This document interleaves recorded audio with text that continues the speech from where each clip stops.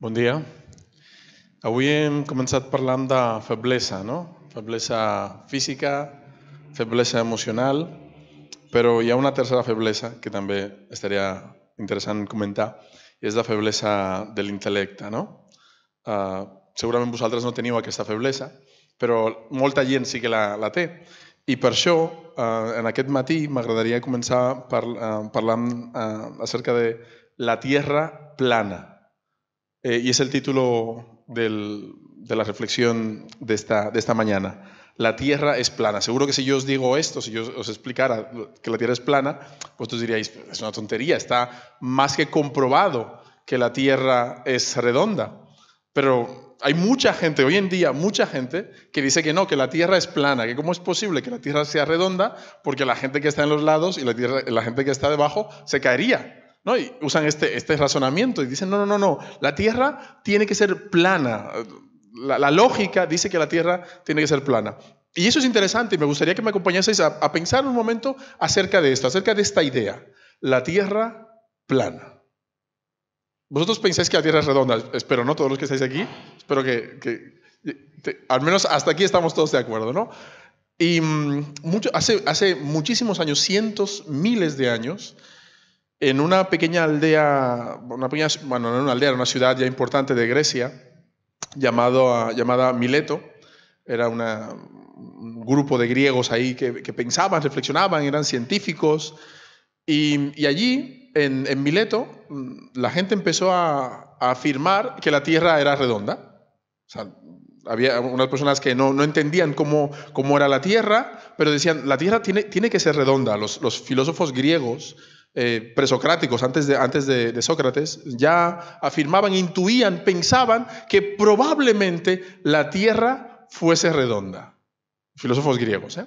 Lo que pasa es que luego vino un científico egipcio llamado Ptolomeo, y Ptolomeo dijo que no, que la Tierra tenía que ser necesariamente plana. ¿Que cómo es eso que la Tierra era redonda? Que la Tierra tenía que ser necesariamente plana. Y Ptolomeo tuvo la ventaja que contó con el favor de la Iglesia Católica. La Iglesia Católica compró las afirmaciones de Ptolomeo. De manera que durante muchos años, cientos de años, la Iglesia afirmó con Ptolomeo que la Tierra era plana y que era el centro del universo. Y que todo ocurría alrededor de la Tierra. Un modelo geocéntrico del universo. La Tierra es el centro del universo, evidentemente el hombre es el centro del universo, la Tierra es el centro del universo y todo ocurre alrededor. Las estrellas están colgadas por allí, el Sol por acá, la Luna por aquí y todo gira en torno a una Tierra plana, según Ptolomeo. Y de acuerdo a Ptolomeo, también la Iglesia. De manera que cualquiera que dijera algo diferente a esto, ya sabéis, ¿no? Como mínimo le recriminaban, ¿no? Le recriminaban, digámoslo así. Hasta que en el siglo XVI, otro filósofo científico llamado Nicolás Copérnico dijo, ¿sabes qué? Esto de que la Tierra sea plana a mí no me convence. No me convence que la Tierra sea plana. ¿Cómo es posible que la Tierra sea plana? Y Copérnico, claro, no tenía los juguetes que tenemos hoy en día para comprobar las cosas, ¿no? Científicas. Pero tenía una cosa muy importante, que era su intelecto y su entendimiento. Y Copérnico miraba al cielo, miraba la luna, por ejemplo, y hay algo muy curioso. La luna refleja la Tierra, ¿no? En la luna se refleja la Tierra. La luz de la luna, ¿no? La Tierra la interfiere, de manera que se refleja el ¿qué?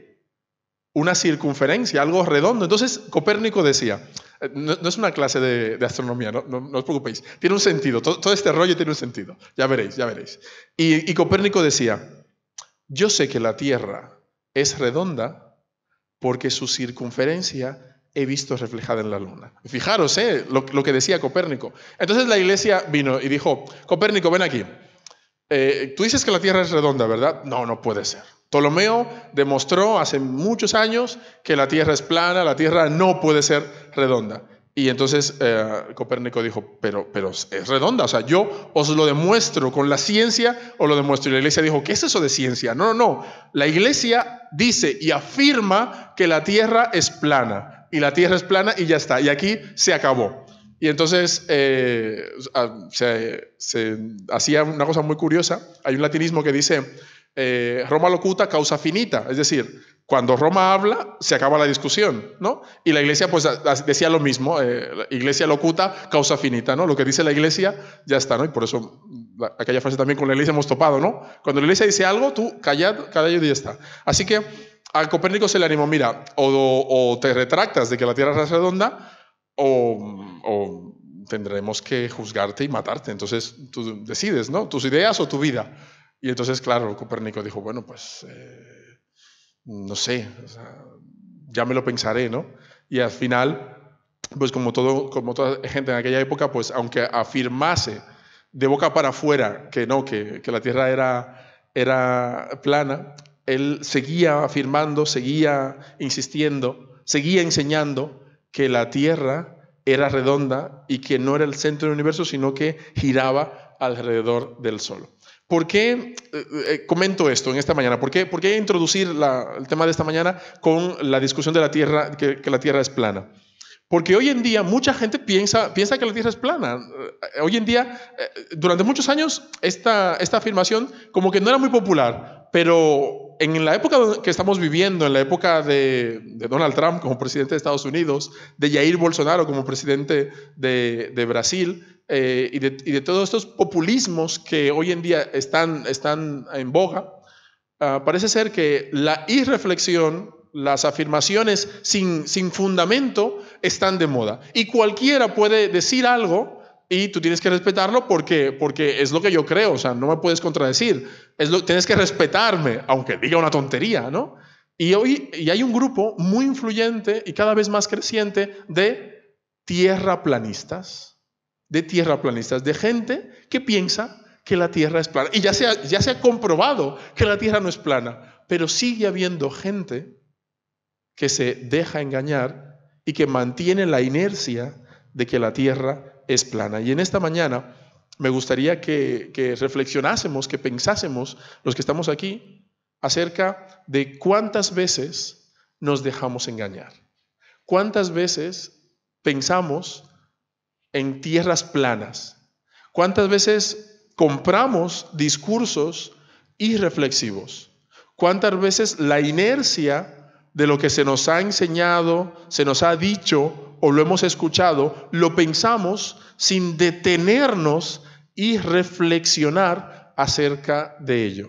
Por eso también me ha gustado la reflexión sobre la debilidad, ¿no? La debilidad física, la debilidad emocional, pero en ocasiones también la debilidad intelectual. No detenerte, pensar, reflexionar, repensar y poner en duda, hacer una crítica constructiva, una crítica positiva de aquello que hemos pensado, de aquello que hemos afirmado, de aquello que nos han dicho. Yo pienso que el Señor nos ha regalado el intelecto. Y si nos ha regalado el intelecto es que para que pensemos con Él. Y para que a partir de pensar, de reflexionar, de inquirir, de discutir, de escarbar, podamos llegar cada vez más cerca de la verdad. Ya os lo digo, no es un spoiler, la Tierra no es plana, la Tierra es redonda. Pero muchas veces nosotros como seres humanos nos dejamos engañar por discursos como aquel de que la Tierra es plana. Y ojalá que nosotros como creyentes no nos dejemos engañar por ese tipo de discursos, sino que realmente reflexionemos, pensemos, ejercitemos el pensamiento crítico. Y en esta mañana en concreto me gustaría animaros a reflexionar acerca de un tema en el que pienso que en muchas ocasiones no es que nos hayan engañado, pero no hemos hecho la necesaria reflexión acerca de ello, de este tema. Y es el tema de la misión de la iglesia. Creo que en el tema de la misión de la iglesia muchas veces también nosotros nos hemos dejado llevar por la corriente de un cierto tierraplanismo, de cómo tiene que ser la misión de la iglesia. Y para reflexionar y pensar acerca de la misión de la iglesia en esta mañana, el texto capital para hacerlo es el Evangelio según San Mateo, capítulo 28, versículo 19, que también se ha leído en esta mañana. Según el Evangelio de Mateo. Estas fueron una de las últimas palabras de Jesús antes de ascender a los cielos. Y al dejarle estas palabras, la intención de Jesús era que fuese lo que le quedase grabado a la iglesia como su propósito, como su gran misión. La misión de la iglesia son estas palabras de Jesús, estas palabras que se pueden resumir en el versículo 19, Mateo 28, 19. Id y haced discípulos a todas las naciones. Hay una continuación, bautizándolos en el nombre del Padre, del Hijo y del Espíritu Santo, enseñándoles que guarden todas las cosas que os he mandado, y aquí yo estoy con vosotros todos los días hasta el fin del mundo. Pero este mandato, este discurso de Jesús se puede resumir en esta frase sencilla: id y haced discípulos. Id y haced discípulos. Estamos convencidos que esta es la misión de la iglesia. Y cuando la iglesia conoce su misión, cuando la iglesia realmente sabe cuál es su propósito y sabe cuál es su misión, se ahorra perder mucho tiempo. Estaréis conmigo en el hecho que muchas veces cuando no sabemos nuestro objetivo y no sabemos nuestra misión, estamos dando vueltas. Y el hecho de saber clara cuál es tu misión, saber claro qué quiere Dios de ti, hace que te ahorres tiempo y recursos, ¿no? y esfuerzo. Así que para la iglesia es muy importante saber cuál es su misión. Y si estamos de acuerdo que la misión de la iglesia es ir y hacer discípulos, entonces, ¿qué tiene que hacer la iglesia? Eso, ir y hacer discípulos.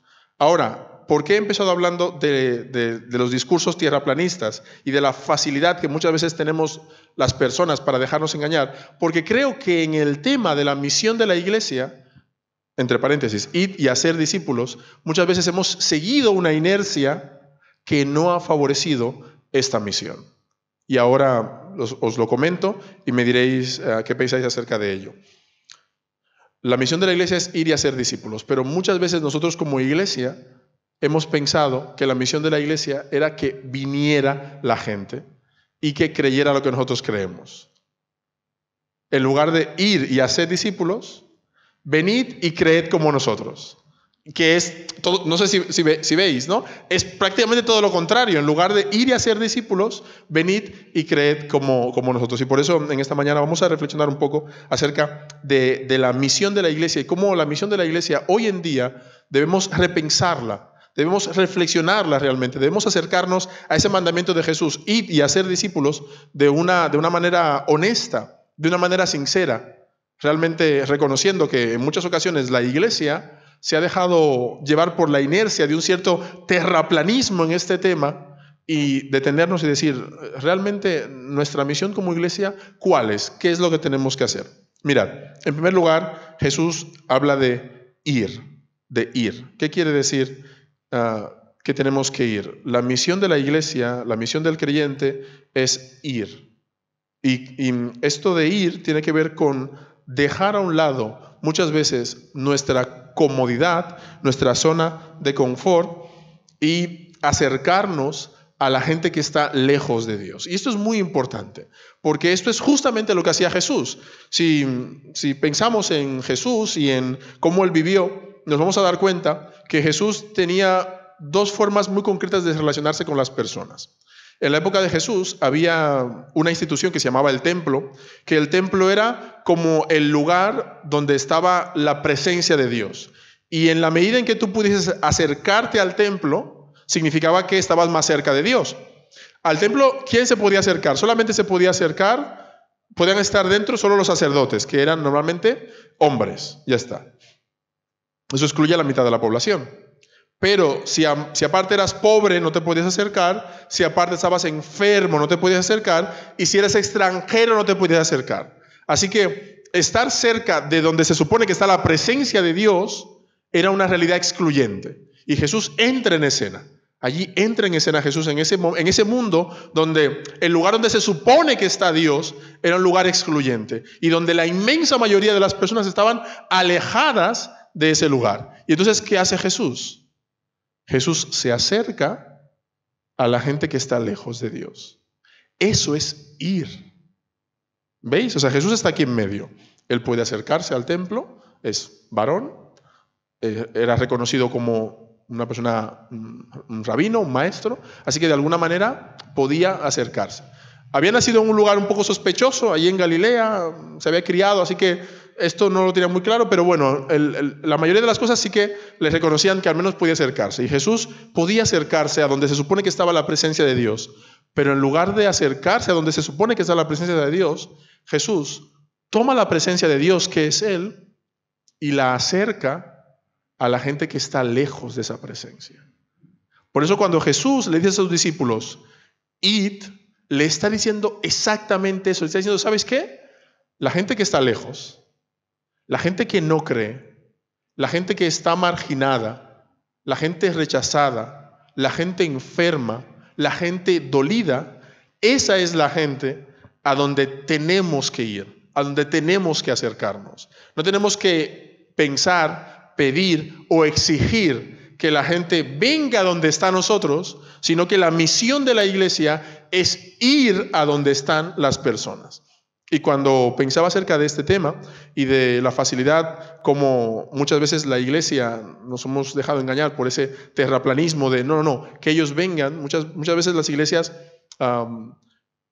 piensan y funcionan de esta manera. Nosotros abrimos la iglesia, dejamos todo limpio, ponemos los bancos, las Biblias, la música, el predicador, y que la gente venga y escuche, ¿no? Y eso no digo que está mal, eso está fantástico, está muy bien, pero la misión original de la iglesia, realmente la misión de la iglesia, no es esperar que la gente venga, sino ir a donde están las personas.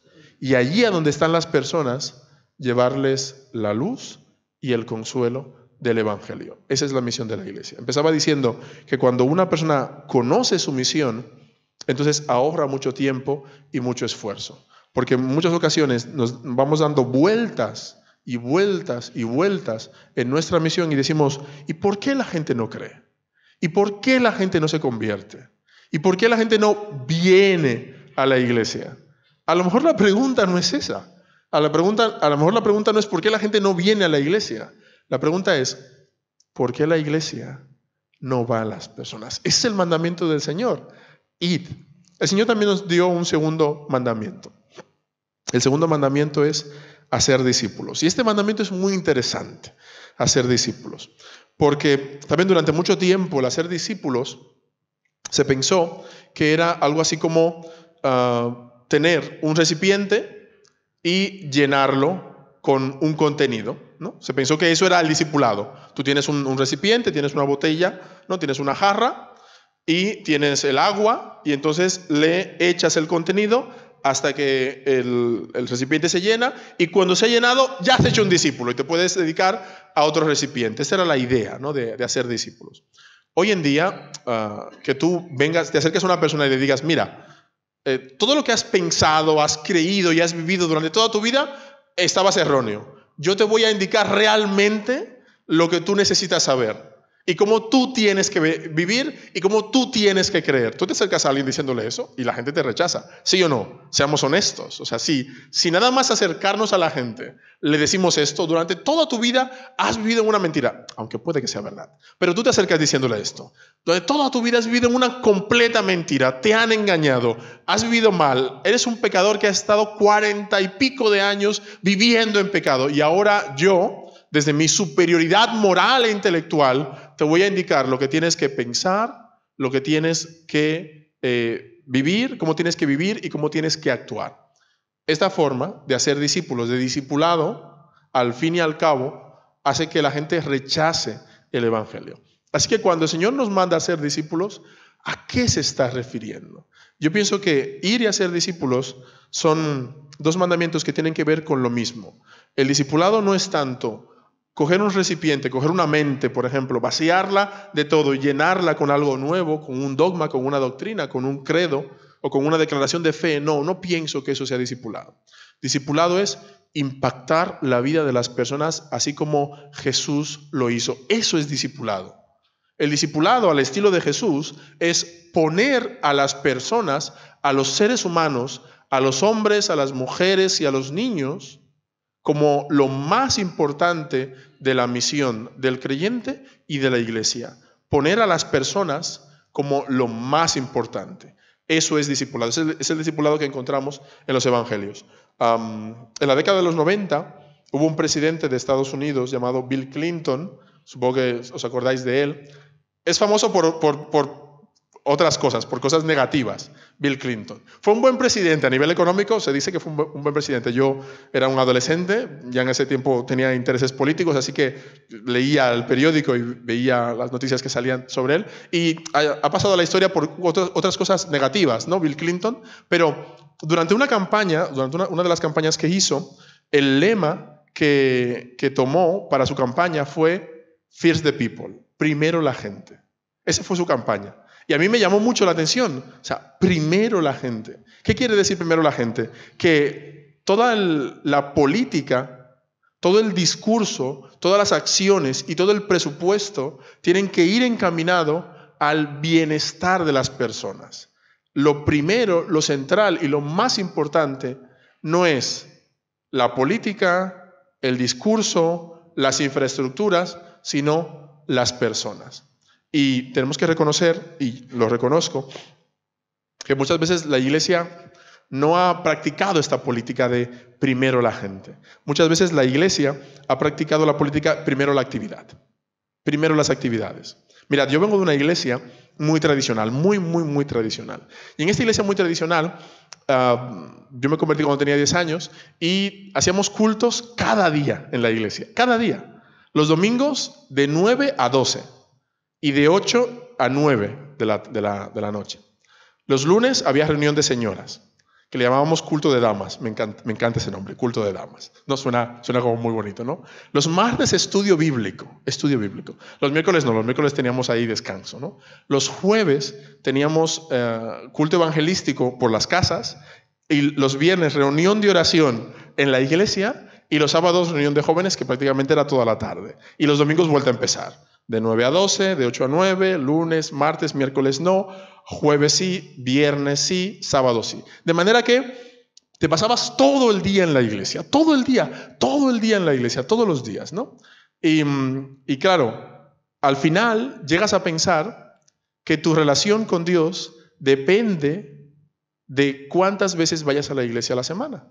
De manera que si algún día fallas, es como si le fallaras a Dios, ¿no? Y llegas a pensar esto, llegas a pensar que cuanto más cerca estés del templo, más cerca estás de Dios. Cuantas más veces vayas a la iglesia, Dios estará más contento contigo. Y honestamente, no sé si piensas esto, pero yo pienso que no. Pienso que este no es el énfasis que debe tener el creyente. La relación con Dios, la proximidad de Dios, cumplir la misión, no está relacionado necesariamente con un lugar físico ni con un calendario, sino con las personas, con los seres humanos, con lo que hizo Jesús. ¿Qué hacía Jesús? Jesús veía a un enfermo, veía a una persona marginada, veía a una persona triste y se acercaba a esa persona. Y si era necesario, le tocaba. Le daba una palabra de aliento. Y si veía que todo el mundo la estaba juzgando y la estaba maltratando, Jesús decía, yo no te condeno, vete y no peques más. Esto hacía Jesús, ponía a las personas como el centro, como lo más importante. Así que cuando la iglesia tiene que pensar y reflexionar, tiene que detenerse por un momento y pensar acerca de los terraplanismos que muchas veces incorporamos a nuestra forma de ser de iglesia, tiene que pensar acerca de la misión de la iglesia y pensar que la misión nuestra es ir y hacer discípulos, y que ir y hacer discípulos no es ven y cree como yo, sino todo lo contrario, salir de nuestra zona de confort, acercarnos a la gente, sobre todo a la gente que lo está pasando mal, a la gente marginada, a la gente agredida, y a esas personas no tanto desear que piensen idéntico como nosotros, llenar toda su mente de nuestra manera de pensar, hacer que actúen como nosotros actuamos o que vistan como nosotros vestimos, no, sino dejarles que sean ellos mismos y que siendo ellos mismos se acerquen a Dios y que Dios transforme e impacte sus vidas. Esto es discipulado. Así que es importante que nosotros como iglesia nos pensemos acerca de esto. Pienso que, y por eso usaba la ilustración del terraplanismo, pienso que muchas veces nos hemos quedado simplemente con una idea concreta que No digo que no funcionase antes, no digo que estuviese mal para antes, pero hoy en día necesariamente tenemos que pensar y reflexionar acerca de ello. Los filósofos griegos afirmaban que la Tierra era redonda. Luego vino Ptolomeo y dijo que era plana. Luego Copérnico dijo que era redonda. Y hoy en día afirmamos que es redonda. Así que está bien pensar y reflexionar. Y muchas veces incluso cambiar nuestros paradigmas a veces es adecuado y necesario. Cambiar el paradigma. Un paradigma en el que tienes que ir a la iglesia cada día para que la gente vea lo tan comprometida que estás con el Señor. No sé si es bueno o malo en aquella época. Para mí me ayudó a distorsionar la imagen de Dios.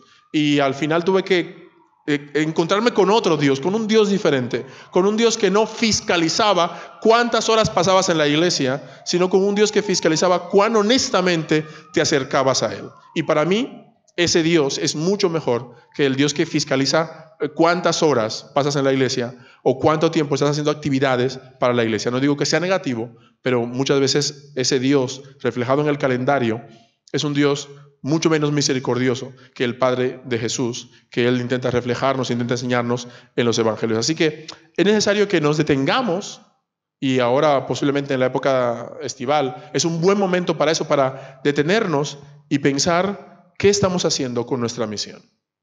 Realmente, ¿cómo estamos entendiendo la misión de la iglesia? ¿Realmente estamos cumpliendo el propósito que Jesús nos encomendó? Id y hacer discípulos. Ir significa levantarte y acercarte a las personas. Y hacer discípulos significa ayudar a que esas personas tengan un encuentro con el Dios en el que tú también has tenido un encuentro. Y ese Dios ha transformado tu vida. Y si es verdad que Dios ha transformado tu vida, entonces también puede transformar la vida de la persona que tienes al lado. Da igual su vida, da igual su historia, da igual sus antecedentes, da igual lo que haya hecho, de dónde venga, incluso lo que piense. Dios puede impactar esa vida. Nuestra misión no es cambiar a las personas, nuestra misión es amar a las personas. Y amando a las personas, Dios impactará sus vidas y si Él piensa que es necesario, también las cambiará. Pienso que esa es la misión de la iglesia y eso es lo que como creyentes debemos realmente comprometernos a pensar, reflexionar y si es necesario, también cambiar. Me gustaría dejaros con una idea en esta mañana. Me gusta compartir las ideas, fijar las ideas a través de los recursos visuales, a través de lo plástico, ¿no? Y tenemos un vídeo, ¿vale? Y es un vídeo que es un resumen de lo que hemos visto en esta mañana, ¿no? De esta reflexión. No habla de la Tierra redonda, ni la Tierra plana. Habla de cuál es la misión de la iglesia. Y es un vídeo cortito, apenas dura, me parece que es casi 2 minutos, no llega a los 2 minutos. Es muy corto y está hecho en animación.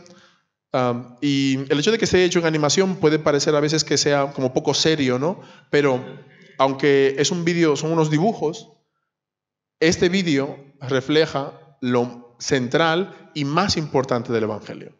Y me gustaría que nos quedásemos con la idea que refleja el vídeo, porque en la medida en que comprendamos ese principio fundamental, ¿qué es la misión de la iglesia?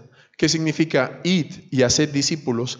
En esa misma medida, nosotros estaremos cumpliendo el objetivo de ser reino de Dios aquí en la tierra. Así que mi oración en esta mañana, hermanas y hermanos, es que veamos el vídeo y que ojalá a través del Espíritu del Señor Él pueda hablarnos y pueda hacernos pensar acerca de todas esas veces que nos hemos dejado engañar por el discurso tierraplanista y nos detengamos y digamos, tengo que pensar, reflexionar, incluso cambiar mi entendimiento de la misión de la iglesia, id y hacer discípulos. Veamos el vídeo y con este vídeo acabamos en esta mañana.